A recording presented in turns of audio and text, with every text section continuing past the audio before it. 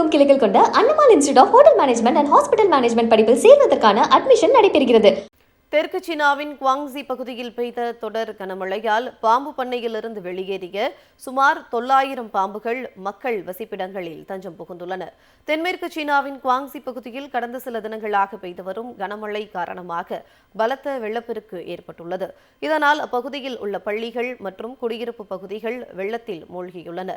வெள்ளத்தில் சிக்கி தவித்த 10,000க்கும் மேற்பட்ட மாணவர்கள் மற்றும் ஆசிரியர்களை அவசரகால மீட்புக் குழுவினர் மற்றும் இராணுவத்தினர் இணைந்து அதிரடியாக மீட்டனர். இதனிடையே சேன்ஷு பகுதியில் உள்ள பாம்பு பண்ணையில் இருந்து வெளியேறி வெள்ளப்பெருக்கோடு சுமார் 900 பாம்புகள் மக்கள் வசிக்கும் இடங்களில் தஞ்சம் புகுந்துள்ளன. இதனால் அச்சமடைந்த பொதுமக்கள் பாதுகாப்பு முகாம்களில் தஞ்சமடைந்தனர்.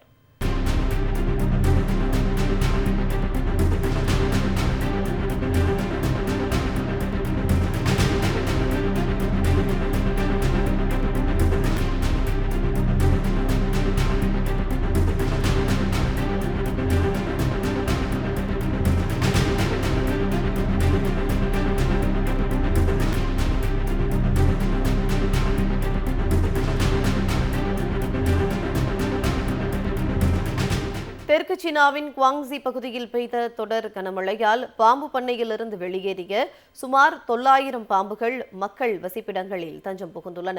தென்மேற்கு சீனாவின் குவாங்ஸி பகுதியில் கடந்த சில தினங்களாக பெய்து வரும் கனமழை காரணமாக பலத்த வெள்ளப்பெருக்கு ஏற்பட்டுள்ளது.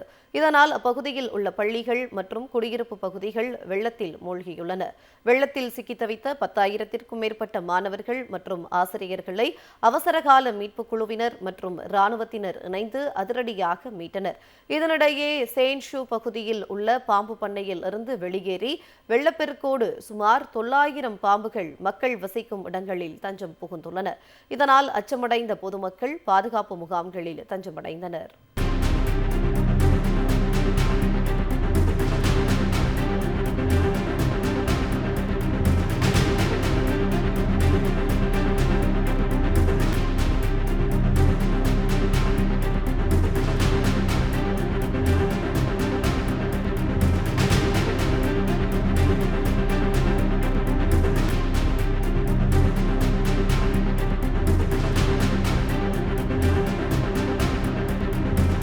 தமிழகமெங்கும் கிளைகள் கொண்ட Annamal institute of hotel management and hospital management படிப்பில் சேர்வதற்கான அட்மிஷன் நடைபெறுகிறது.